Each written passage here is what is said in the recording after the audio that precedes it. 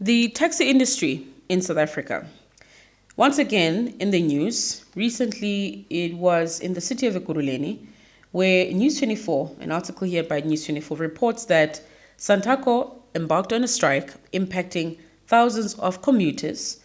Reasons for the strike is because Santaco wasn't happy about the impounding of 16 minibus taxis, which kind of got me thinking about the importance, us as the voting population, as a voter base, the importance of us protecting a tax-based economy system as much as possible.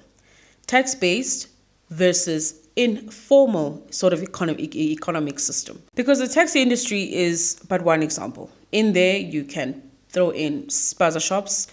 We know what happened about a year ago when about 21 young children got exposed to contaminated food. With over 20 children dying of suspected food poisoning in South Africa this year. Fear gripped the country as children were rushed to hospital after eating food from local spaza shops. Now, the deaths prompted government to declare a state of disaster. Traders have until the end of February to register their businesses. No foodborne illnesses or deaths have been reported in recent months, though. You have industries in tobacco, in the tobacco industry, in alcohol. And I'm not talking about small sort of side hustles or, small businesses that are operating with 2 or 3 people. I'm talking about fully fledged industries, right?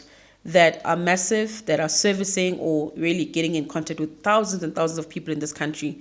Yet they are operating completely separate to the formal sort of economic system where there's checks and balances, where government has control. And that is what we need to be careful of, right? Because in the case of the taxi industry, it is fully managed by taxi associations across South Africa. I know there's different associations. These associations, in terms of their style of management, is different to that of government. In theory, obviously, government is meant to follow the constitution, rule of law, fairness.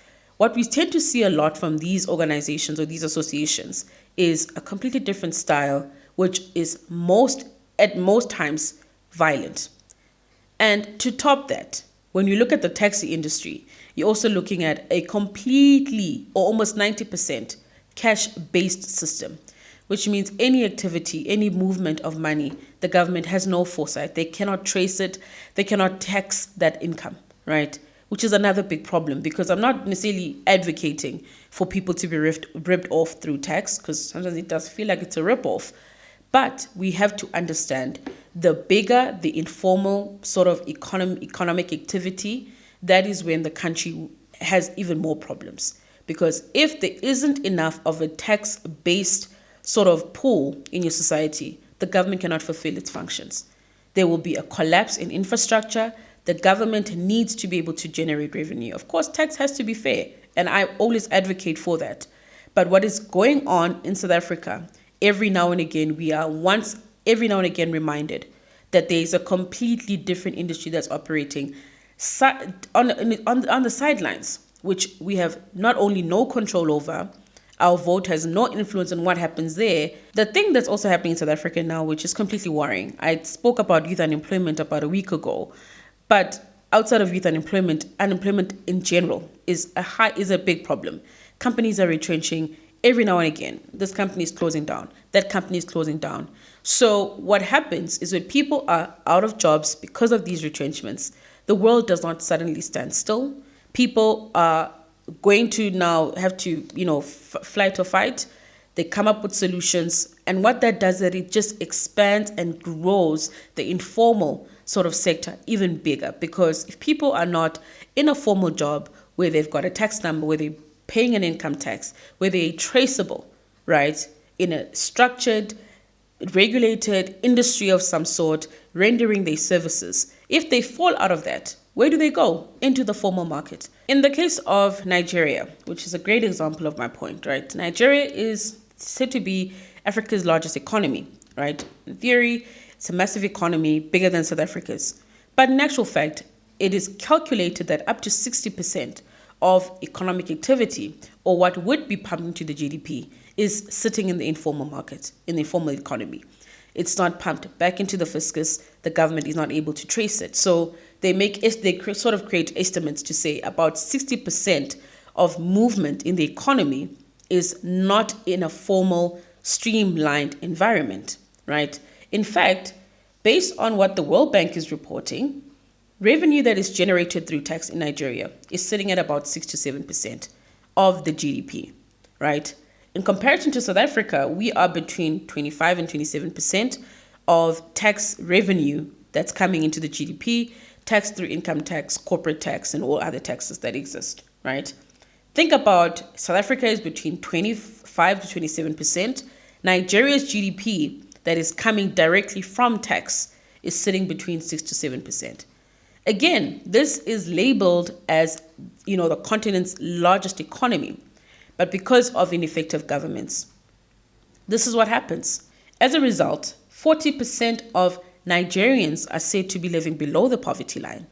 Remember what I said, when government is not able to collect taxes, government cannot provide services, they cannot fix roads, they cannot build airports, they cannot assist with schooling, hospitals, which is another crucial point, right? Because even if you think of it from a point of saying, well, informal economy, it's all about the independence, it's all about people taking initiative, it's all about that agency, right, which I speak about a lot here in the channel, right?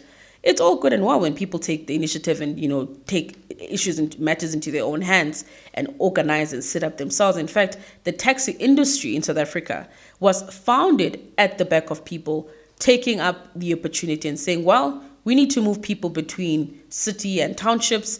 We need to be able to bridge the gap. And off they went.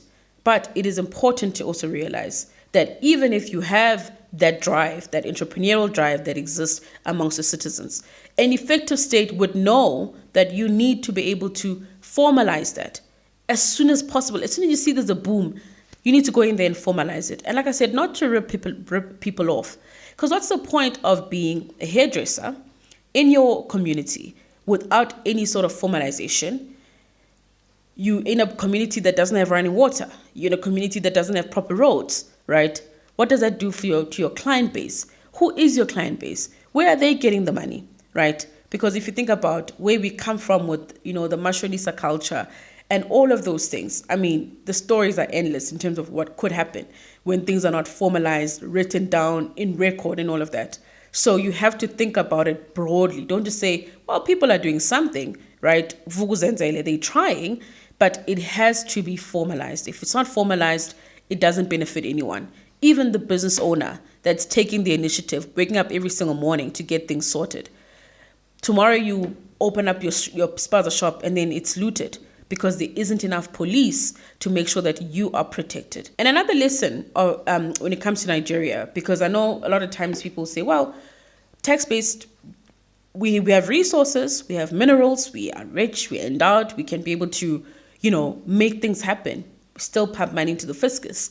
There's a lot of talks about state-owned enterprises. The left is obsessed with that path, right? As opposed to growing your tax base, making sure that there's multiple industries, all pumping and all of that. They always want to focus on what the state can control, that centralization mentality where the state owns all of these things, the state is the one that's selling off.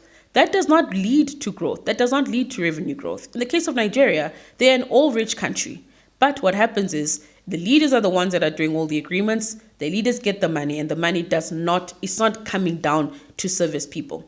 In fact, Nigeria, there's documentaries after documentaries of sort of like the elite group, people tied to the government. They are the only ones that are enjoying the benefits of this money that they're generating from their own resources.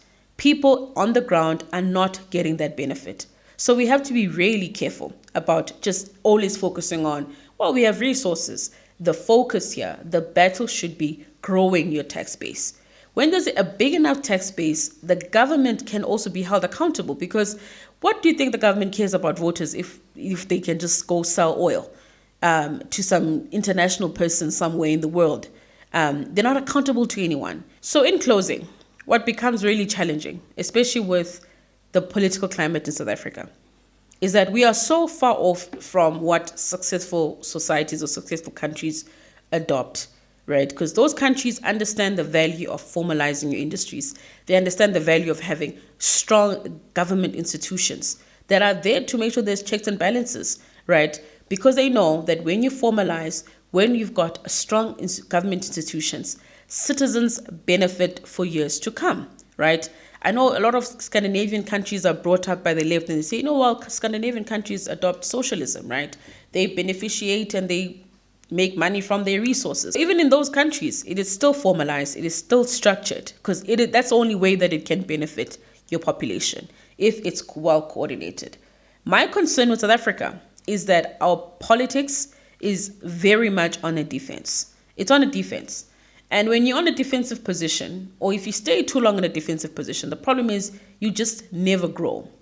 As someone in marketing, I made a note here just to kind of draw the picture or give an analogy that in marketing, when you take a defensive position, it basically means that you're just protecting your position. You're saying, this is my market share, do not take anything here, this is mine. But when you're focusing on protecting your market share, or when you are adopting a defensive strategy, which there's a time and place for defense, offensive strategies, but when you're defensive, you do not grow, you don't expand. In South Africa, we need to look at this picture more broadly and be honest with ourselves. That are we suited to be defensive at this point in time, or in 2025 and onwards, should we be taking a more offensive approach, right? Which then says we're innovating, we're growing, we're learning, we're adapting, and all of that. That's what I think is needed. If we do not grow, like I said, time is not standing still. People are hustling as we speak. We saw this in COVID. People were hustling to get cigarettes, hustling to get alcohol, hustling to do all of these things. There's even hustling in the medical pharmaceutical industry. People are moving certain drugs from one place to the other. It's not coordinated.